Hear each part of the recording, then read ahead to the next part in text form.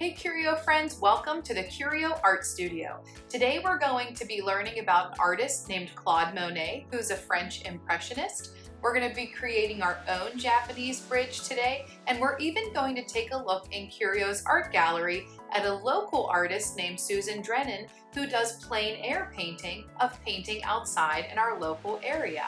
So get your art supplies ready and get ready to make art with us today on CURIO Creates.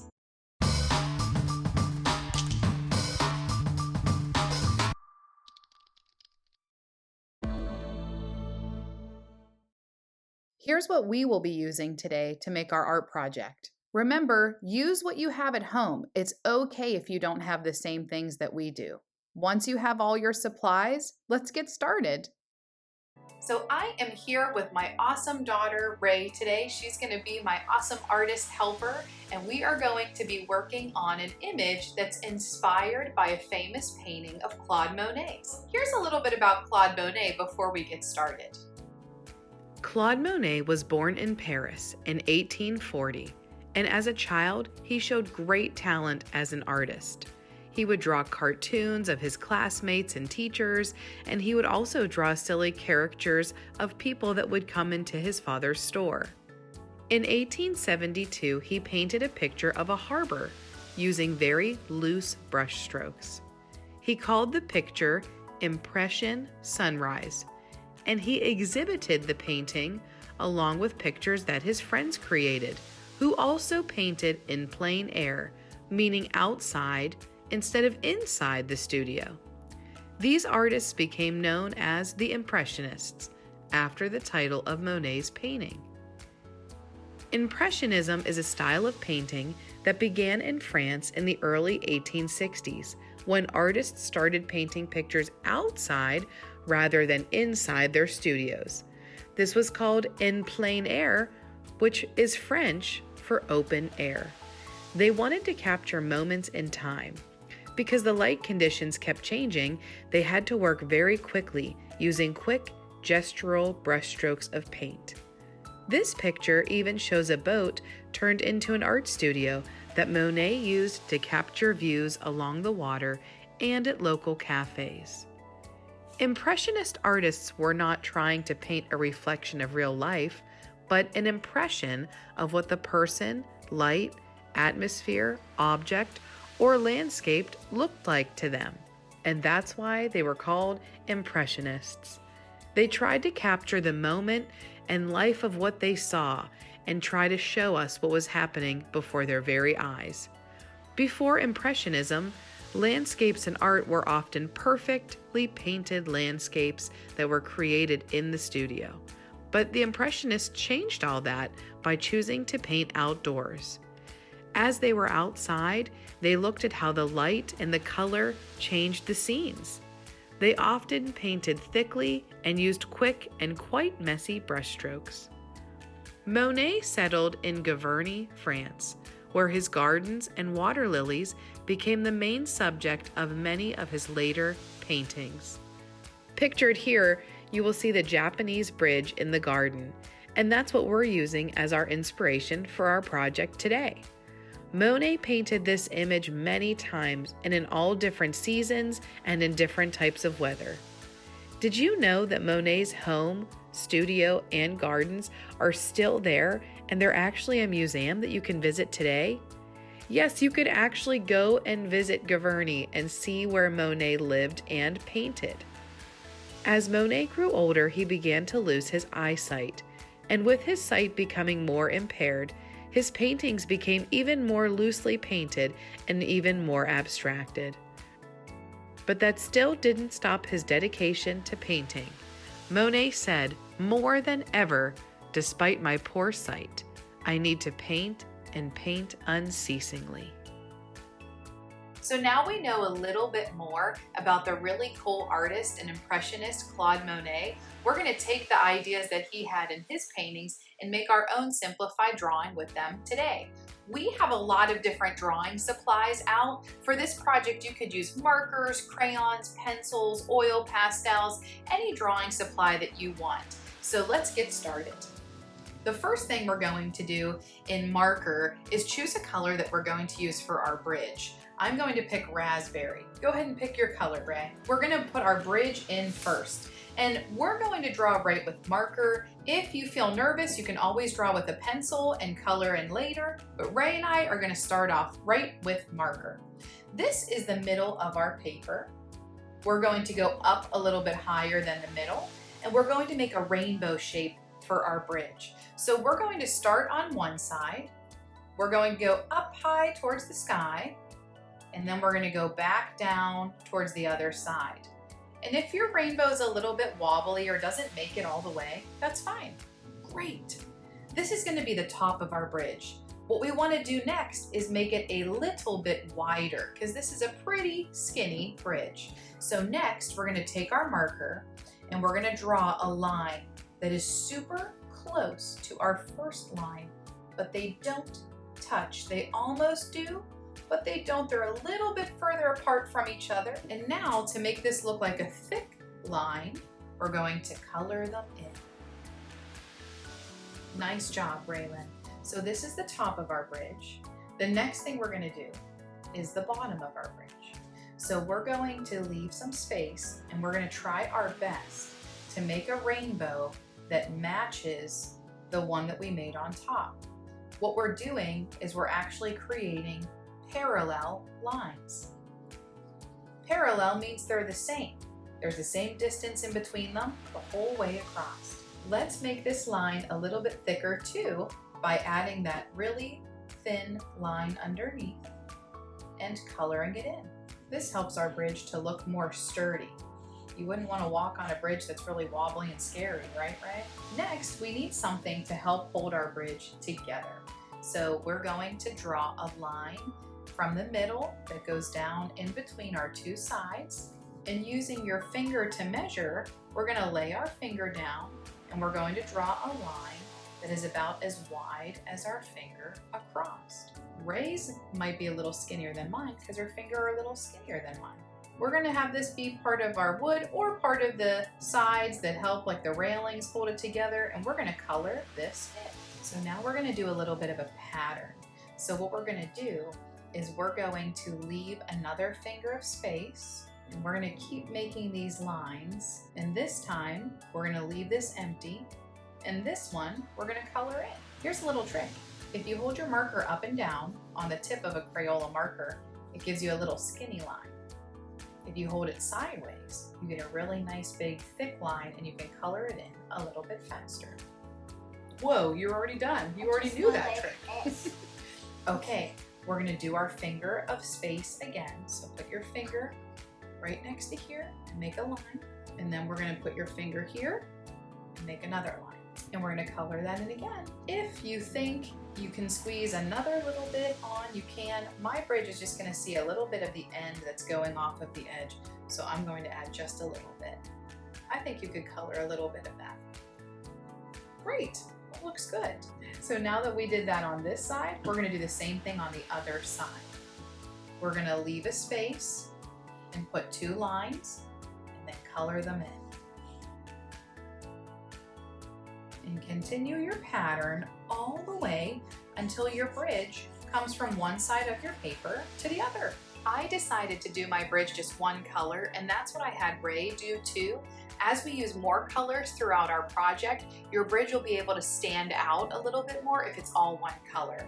If you have a bunch of colors on your bridge, it might be a little bit harder to see. But remember, this is your project, so you can always do any of the different things that you want to do. Use our instructions as a guideline, and then you take it and run with it from there. Now, you can choose to do this next part or not. I'm going to add another thin rainbow shape in between to kind of look a little bit more like the bridge is being held together. So this is our really, really simplified bridge. I know it might not look extremely realistic, and that's okay. We can add a little bit of shading. If we pick up a black marker, we can actually put a little line of black underneath the bridge to make it look like that's where a shadow would hit. That would be a little bit darker. We could also put it kind of right underneath these areas where this goes past. And that's something you can choose to do, but you don't have to. The next thing we're going to find is a blue. It could be light blue, dark blue, or even the color that Ray used is kind of a bluish green, and you can use something like that too. I'm going to use this amazing Mr. Sketch marker. It's my favorite color and one of my favorite scents. We're going to use the corners down here for the next part. This is going to be our really big pond, and we're going to go from one corner, making a really nice big rainbow that goes up high but doesn't touch our bridge. And then we're going to come back down and hit the other corner. And if you miss the corner, that's okay. We're just using it as a guideline to try and make it as big as we can. Next is one of my favorite parts. We're going to find all of the colors that trees in summertime would be. So we're looking for colors like green, that could be a lime green, a light green, medium green, or dark green. We can even use that bluishy green too, like this. And something that happens in summer is we have this beautiful sunshine. So we can even use some of these yellows too, because it'll look like sun going through the tree branches. And what color are tree trunks most of the time? Brown. So we can even put a few brown.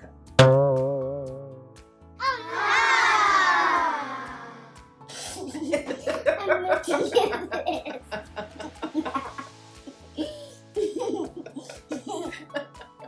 Let's try that again. Let's get a brown. And maybe even this kind of peachy color too. This is my favorite part because we are going to do a little bit of scribbling. And do we normally scribble when you and I are making art? We don't. We don't normally get a chance to scribble. A lot of times we really go slow and take our time making things. So this part's going to feel really fun to scribble for a little bit. We're actually going to be taking our marker and we're going to be making swirls like this. Can you do that? Like this? In the sky? Can you do that? Yeah, we're gonna make like a loop-de-loop like this. I meant in the air, like this, right now. We want to make it look like lots and lots and lots of trees, and it would take us 1,000,000 years to make all of the leaves on a tree. So because Claude Monet was an impressionist, we're just going to do some colors to give the impression that there's lots of trees, even though we don't have to draw every single leaf. So I'm going to take my green and I'm going to go like this and make all of these loop-de-loops up here in my spot above my bridge. And we know that trees aren't just one color green, so I'm gonna put my lid on here and I'm gonna do my next dark color. And we wanna try to do loop-de-loops that go towards the edge of the paper and the middle and the sides. And we wanna cover that whole space. You can add as many shades of green and yellow as you want to. Actually, if you were making this look like a fall color, you could do fall colors too. Okay, on your next color, we're making big circles like this. Nice big circles. Can you see how mine almost has big loop-de-loops? Mm-hmm. Try doing that and that'll help to give you some more coverage in some other spots too. You have a couple yellows on the table too, if you don't want to wait for mine.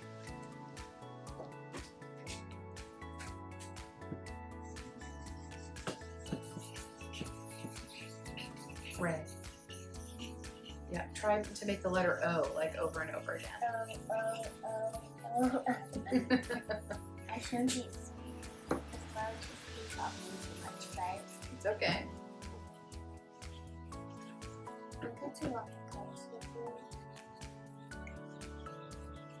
You like all the colors I'm doing? I think the only color I haven't used yet is this one. I'm doing them all. Might as well, right? We have all of them. Mm-hmm. This is lots of trees up here. Don't forget around the corners too. Gotta get those spaces too. They'll be sad.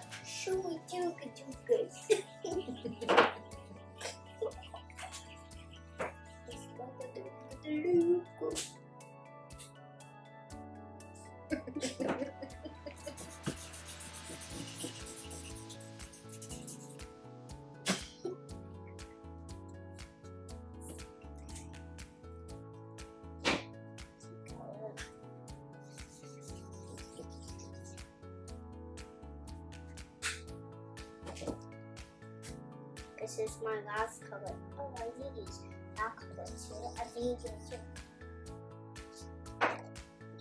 too. Are you finished? Yeah. Okay, great. High five, you're doing great so far. I love it. Thanks.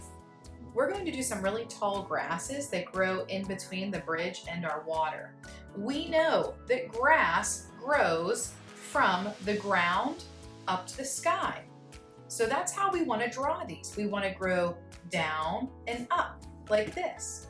And I find that it's a little tricky to draw like this. So what I like to do is I flip my paper upside down, and this helps me to be able to take my marker, and then I pull my marker towards me kind of quick like this, and it looks like it's a blade of grass. And I'm gonna make it grow really tall so that it almost touches my bridge. So we're going to take our many different colors of green, and we are going to pull these big long lines up with all of the different color greens, yellows, and browns that we also used in our trees so that we can really fill this in. If you're a little bit of an older artist, you can even take those pieces and kind of bend them just a little bit to make it look like there's some movement. And when you flip it back around, nice big long blades of grass. Sweet. While Raylan's working on making her grass, let's take a look at Susandrennan's artwork that's currently in the gallery at CURIO. Her current exhibition is entitled Here and There, and it's about different places that she's been to and visited. Like we said, Susan is a plein air painter, so those of you that are local to the Zelienople area might even see her outside painting some of the favorite places that you like to stop by and visit.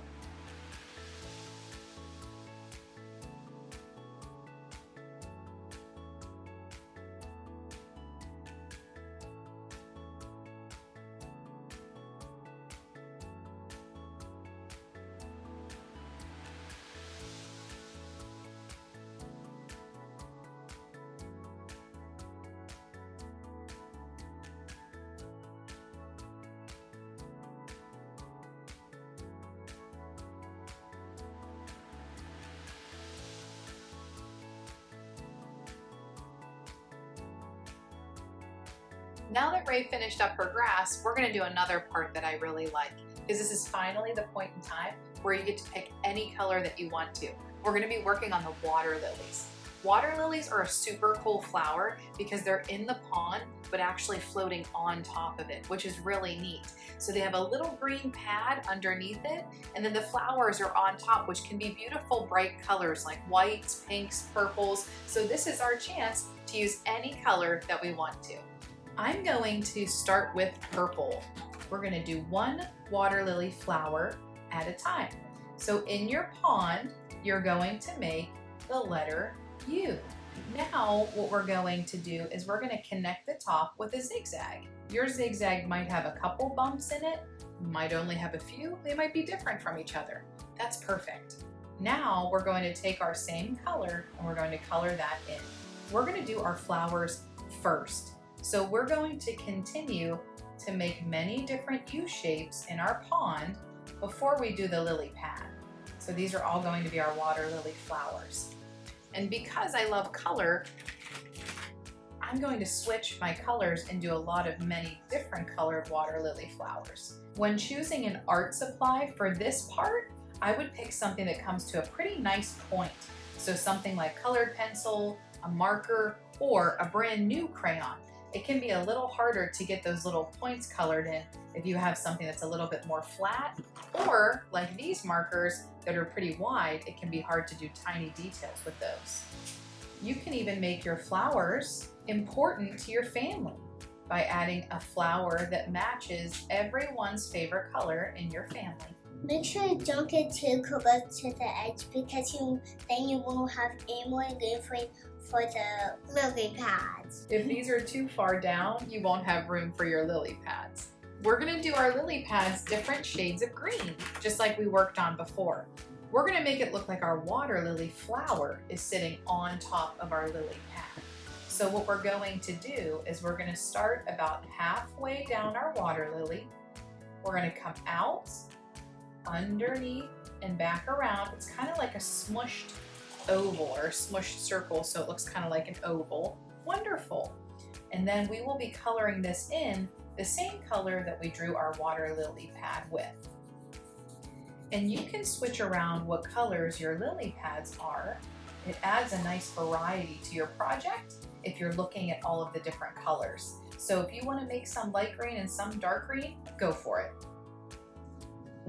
If you're working on your lily pads and they're close together, make sure you stop and let one go in front and one go behind. That helps to make it look like they're layered on top of each other, and it helps to make it look a little bit more realistic. There are so many things you could do with these lily pads and water lilies. You could even take some of the darker color and make it look like it has a little shadow or a highlight. With a lighter color, you could even go back in, and if you wanted to, you could make some of these fancy by adding a darker color on top of it and giving it a design if you want to. The options are always endless as to how you can make your project different than ours. We're going to switch to crayon for the next part. It makes it easier to see these parts that are really nice and saturated with marker. We're going to find all of our blue crayons. We can even use this one too. He's a little bit of a purplishy blue. One thing we can do instead of coloring everything in blue is we can color in kind of this motion of back and forth like this. And this will actually allow our water to look like it has some movement, and it'll look like there's some areas where shade or shadow is hitting the water, or areas where the water's darker, and then areas where sun's hitting it and it looks lighter. If we use these different shades of blue, we'll be able to give our pond a very realistic look. And you can even use some of the blues that are almost a little purpley in color. What you don't want to do while you're coloring in your water is accidentally draw right on top of a water lily. Because if you color over top of it, it'll make it really hard to see. So this part can take a little while, and sometimes I even recommend using colored pencils for it because you're able to get in between those little teeny tiny areas. When I'm coloring my water, I'm trying to make it all go horizontally this way to make it look like it's kind of laying. I'm kind of building out as I go from the middle. Where I made those first zigzags, I'm kind of adding more blue to the sides of it, filling in the areas that are white. Like I said, you can feel free to use more of an indigo, which is a purpley blue. You could even use a blue-green or teal. Get a little bit more of a greenish blue in there. We don't want any brown. Swimming in a mud puddle wouldn't be very fun. We're going to keep this nice and brightly colored, even though I'm sure after a hard rain it would probably look a little muddy, kicking up some dirt and sediment from the bottom of the pond. And the hardest part is going in between those little zigzags that you made. Try not to go right over top of them.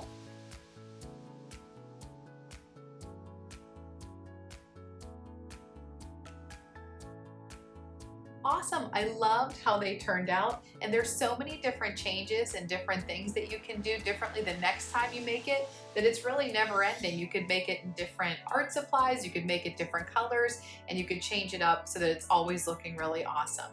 Thank you so much for taking the time to make art with Ray and I today. We had a great time with you, and we can't wait to make more masterpieces with you again soon.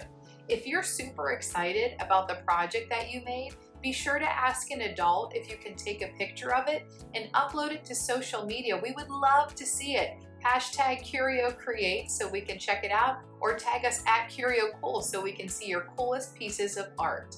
Thanks again, and we'll see you next time. Let's say goodbye, Ray. Bye. See ya!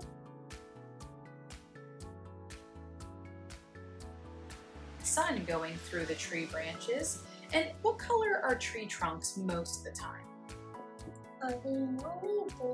Brown. So we can even put a few brown.